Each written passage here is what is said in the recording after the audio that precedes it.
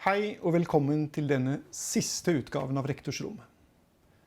Det på tide å oppsummere og avslutte ikke bare studieåret, men mine 8 år som rektor. Og jeg har tenkt lenge på hva jeg ønsker å få sagt.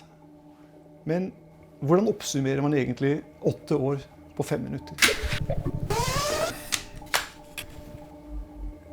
Hva har vært viktigst? Hva har vært morsomst? Hva har vært vanskeligst? Hva har egentlig skjedd i denne perioden? Og hva kommer vi til å huske best? Nei, den min. Hei, hei, hallo. Vi ser om det noe kult som skjer her. Det ingen tvil om at koronaen har satt preg, i hvert fall på de 2 siste årene. Vi har måttet lære oss å jobbe på en annen måte. For min del så ble dette løsningen. Jeg YouTuba hvordan man YouTuber. Noe måtte man gjøre. Mange som har spurt om det fremtid som YouTuber. Secret sauce, som avsløres for første gang. Lærte på YouTube. Sånn, vi hører med. Ting går liksom litt langsommere når det lockdown. Jeg liksom begynte veldig tidlig å tenke på at nå ser jeg en student rett inn i kamera. Hun eller han bor der. Det ikke å snakke rett ut i lufta. Hei! Og noe av det jeg har savnet aller mest de daglige samtalene i gangene, i kantine, mellom møtene, etter en konsert. Ja, vi har valgt å være strenge, men vi har derfor også klart oss veldig bra gjennom pandemien.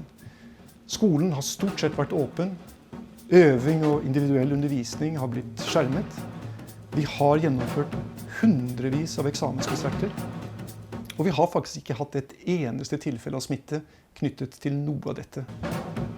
Og jeg vil virkelig takke alle for den store innsatsen dere har gjort. Se her da, roterommet til kommunikasjon. Dere skal få litt stæsj av meg etterpå når jeg ferdig med rektorsjon. Dette landets eneste IT-kontor med platespiller. Og det bare heavy metal som spiller seg. Bare så ikke vi har rykte på oss for å bare holde på med klassisk musikk og jazz, altså. Men rektoratsperioden har ikke bare handlet om korona. En av de første store sakene jeg var involvert i var forslaget om å lage et kunstuniversitet i Oslo ved å slå oss sammen med Kunsthøgskolen og Arkitekthøgskolen. En annen viktig sak var debatten om uønsket seksuell oppmerksomhet, eller MeToo-kampanjen, som virkelig har bidratt til å skjerpe bevisstheten om både synlige og usynlige maktstrukturer i musikklivet. Det en prosess som bare så vidt har begynt, og som forhåpentligvis vil få slutt på restene av en ukultur. Like viktig var utviklingen av vår nye strategi, med begreper som studenten i front, kultur for samhandling og dialog med omverdenen.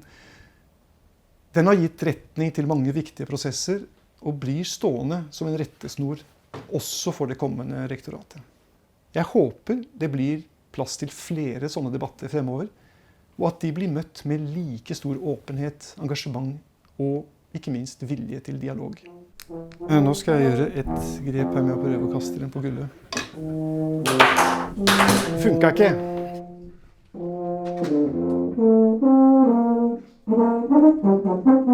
Den får jeg ikke skrudd på, men du kan jo ta bilde av at jeg ratter litt på den. Så kan vi prøve å få litt sånn elektronisk lyd til den.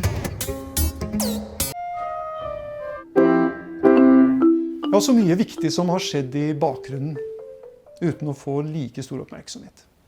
IT-avdeling for eksempel, den har vokst i takt med at digitalisering og teknologi blir en stadig viktigere del av vår utdanning. Biblioteket, som ikke bare har fulgt med i tiden, men også har store planer for hvordan fremtidens tilbud skal se ut. Skal du ha noe sånn ferie snart? Nja, jeg har bestilt en ny Xbox. Det litt sånn for grown-ups. Så har vi seksjonene for kommunikasjon og produksjon, som knapt til å kjenne igjen, sammenlignet med for 8 år siden.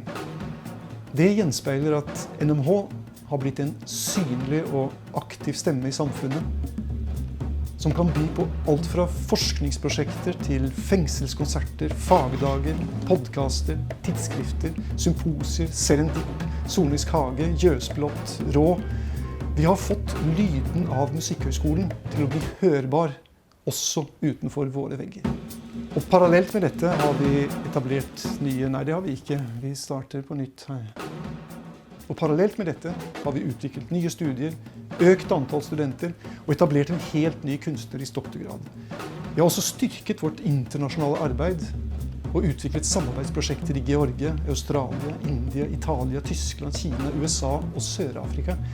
Det er summen av alt dette som gjør at vi klatrer på internasjonale rankinger, og at vi i dag kan sammenligne oss med noen av verdens beste musikkutdanninger.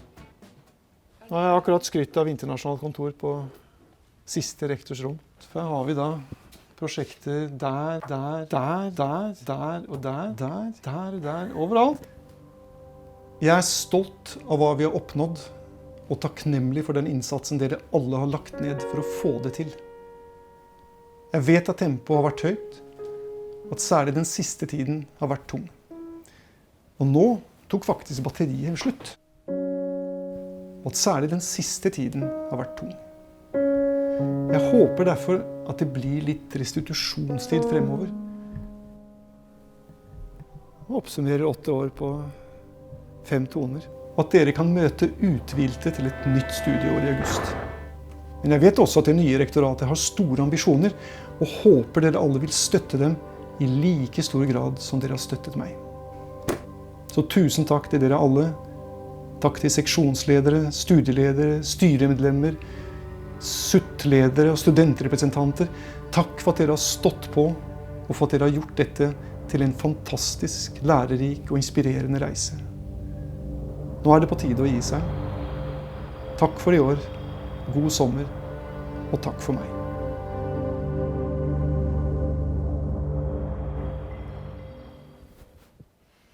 Det var den. Til slutt kom vi gjennom.